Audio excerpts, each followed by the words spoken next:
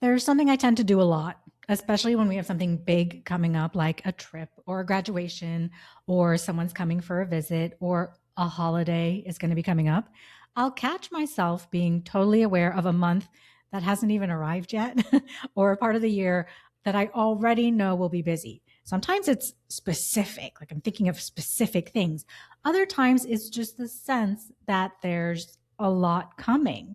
I'll usually start thinking about it when nothing unusual is happening. I'm moving through a normal part of my day, doing something familiar, and then I notice that my attention is drifting forward. And I'm not on an airline webpage looking for flights or looking at my calendar or anything like that. On Saturday, in fact, I found myself doing this while I was on a tour. We were doing the Coral Gables tour of kitchens. It feels less like thinking and more like scanning ahead. And there's nothing I need to act on in that moment. Everything's on track. There's no decision waiting for me, and nothing needs to be solved right then. Even so, my brain stays busy. It's keeping track of future obligations. It's thinking about reminders that I've set up for later. It's keeping certain things slightly active, even though they don't need my attention quite yet. I've realized that this is how many of us operate most of the time. We carry an ongoing awareness of what's coming up, what's coming later, and what we'll eventually have to deal with. Even when we aren't actively planning, our brains are still doing the work of remembering. And that constant remembering takes energy. I don't think people feel overwhelmed because a single day is too full necessarily. More often, it comes from trying to hang on to too much information across the entire year in our brains. Your brain is excellent at thinking things through and making decisions. It struggles when you ask it to store 12 full months of future information, of future considerations, all at the same time. So, what I want to talk about today is a way of looking at your time that reduces that mental load. This is about understanding what's already happening in your year so your brain doesn't have to keep everything active all the time.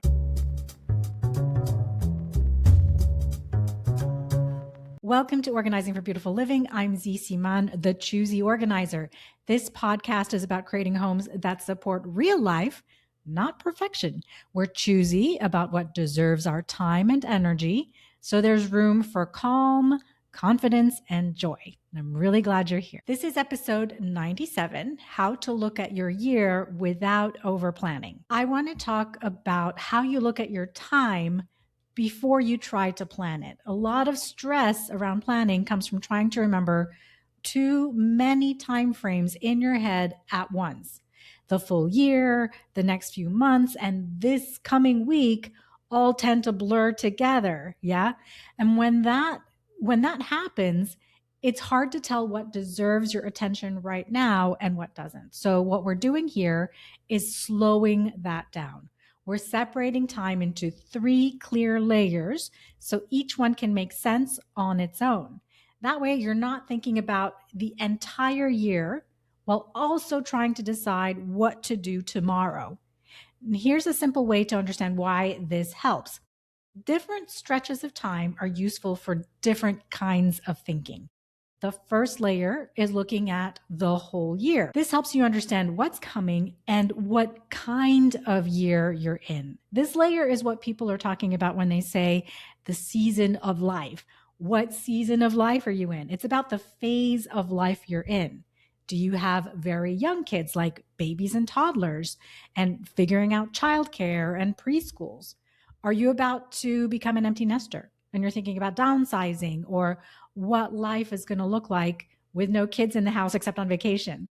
Maybe you're about to take on a new role at work that will have you working from home more days a week. And that's going to basically restructure what your days look like. That's what this layer is all about. It's the high level look from above for the whole year. The second layer is looking at a shorter 12-week window that helps you decide what you want to focus on during that stretch. 12 weeks is obviously what we call a quarter when we think about school or work, but I look at it slightly differently and we'll get there. But this layer is creating a container where you start taking specific action on certain things. And the third layer is looking at the week, which helps you to decide what you're actually going to do and when. This is where you do your detailed calendaring, where you're adding appointments, making your meal plans, and so on. It's very specific. Planning tends to get stressful when those layers get all mixed together. Trying to decide what to do this week while also thinking about everything that might happen later in the year makes everything feel important and urgent all at once. You lose clarity on things. Your weeks can start to look and feel really blurry.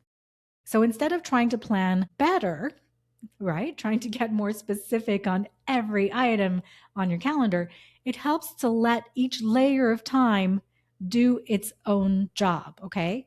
So let's look at the first layer, which is the full year. I like to see January through December visible to me all at once. This step is about getting the year out of your head and onto something you can look at, whether that's paper or something electronic. I use a simple spreadsheet for this. I call it my big picture planning calendar. Of course, you can do this on paper or on a big wall calendar. You've probably seen those huge, colorful, dry erase sticky wall calendars by month, one big sheet per month. If you've got the wall space, you can certainly do that. Just do an Etsy search for sticky wall calendar. There are great options on there for whatever aesthetic you have. But I use a spreadsheet. That's just easiest for me. And it's a reference point. I use it to record things that are already happening during the year. That includes things like trips that we've planned or that are already booked, school schedules, like those teacher work days when the kids don't have school, or early release days that I tend to forget a lot. And I add any work things that repeat annually, like board meetings or conferences that I want to go to or whatever. I'm not adding ideas or goals here. I'm just acknowledging the reality of what the year already looks like. Okay. What I'm looking for here are times when I'll need specific things like help with the kids, or I need to book the dog sitter because we'll be out of town. When one of us, my husband or I, will be traveling, if there's a big work deliverable for either of us, so it's important for us to know about, so we don't plan for guests to come stay with us at the same time. That kind of thing.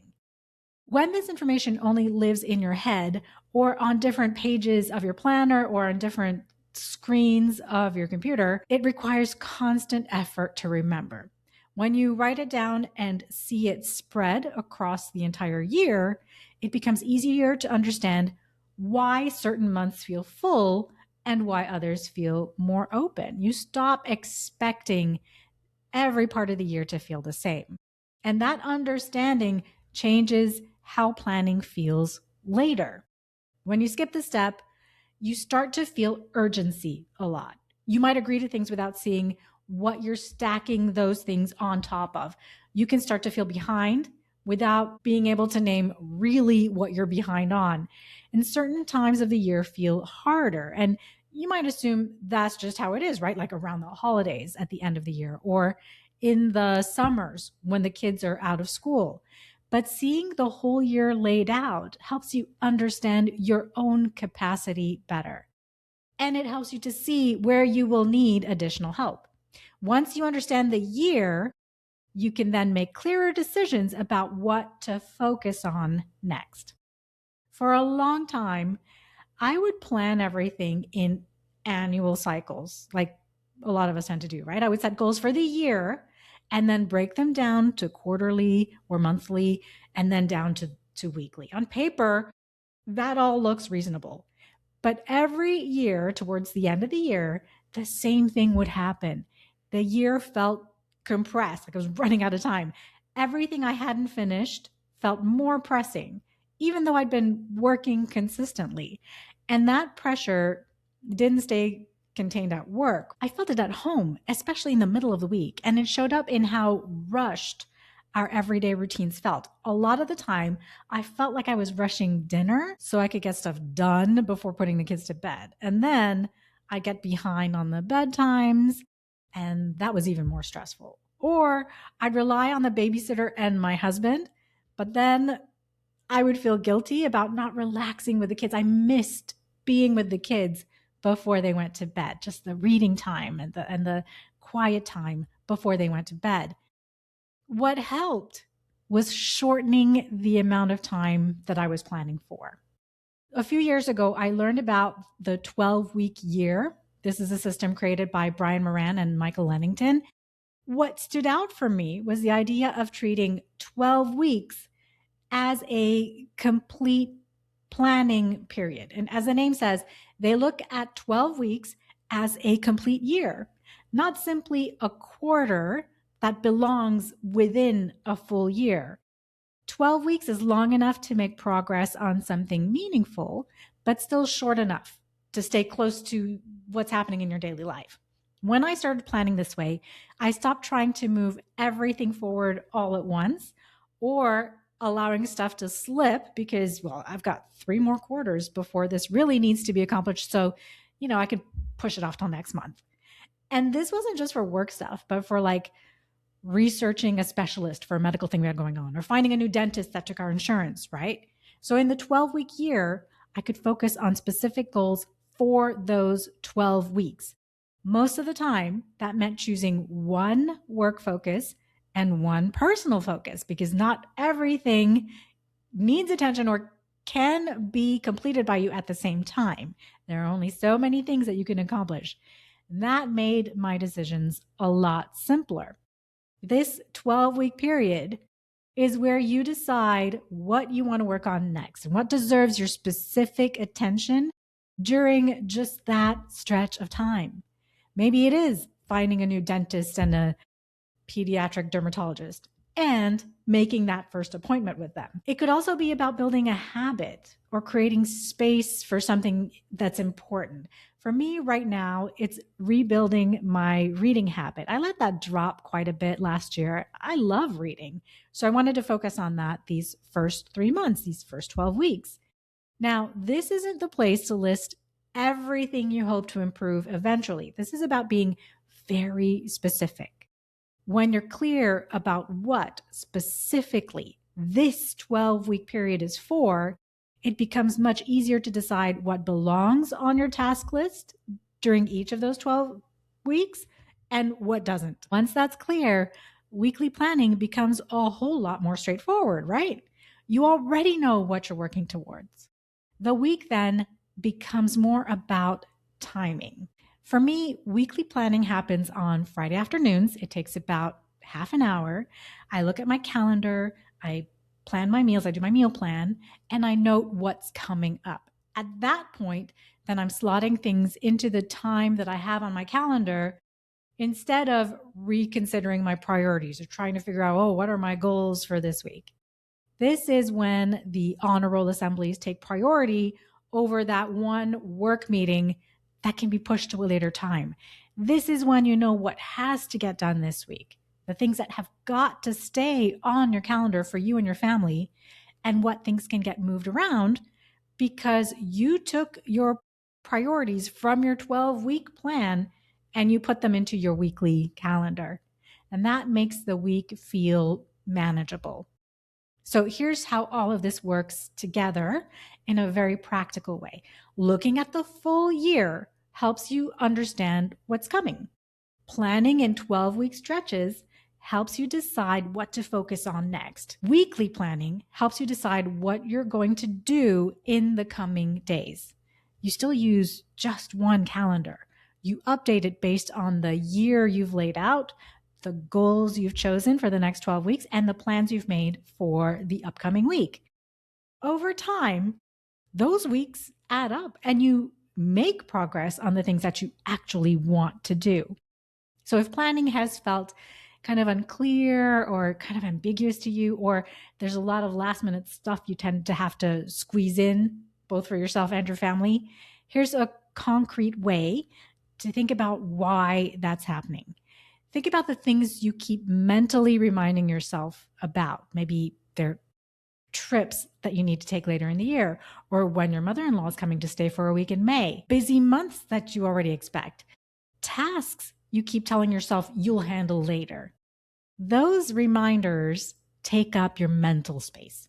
Putting them somewhere visible lets your brain stop tracking them constantly. If you want a simple place to start, I've put a link to my big picture planning calendar in the show notes. It's a tool for seeing the year at a glance, so you don't have to keep all of that information in your head. And if you prefer to do this on paper, just look how I laid out my spreadsheet and you'll know how to do that on paper. You can recreate that on paper. You don't need to map out every detail of your year, okay? Just understanding what's coming makes it easier to make decisions that are going to fit with the school stuff and the family stuff, because you'll be able to make decisions about what has priority. Like when your mother-in-law will be here, you'll need to be home by 5:30 most days because you want to have dinner at 7 as a family, that kind of thing. So take a look at the big picture planning calendar, fill it out for this year, and allow it to take away the mental load of trying to remember when spring break starts and ends for each kid. It'll take you a little bit of time to put things in there, but once it's set up, you'll only be making updates every now and then as plans change or get added, okay? And I've talked about planning before on the podcast, but I think it's really good to have a reminder about this at least once a year. If you already do this, let me know. Guys, if you're not following the podcast already, you just need to hit the follow button and new episodes will show up on your podcast list magically, automatically. And if you have a moment to leave a positive review wherever you're listening, that helps other people like you find the podcast. It's really, really helpful. Thanks for listening today. Have a beautifully organized week. I'm Z, and I'll talk to you next week.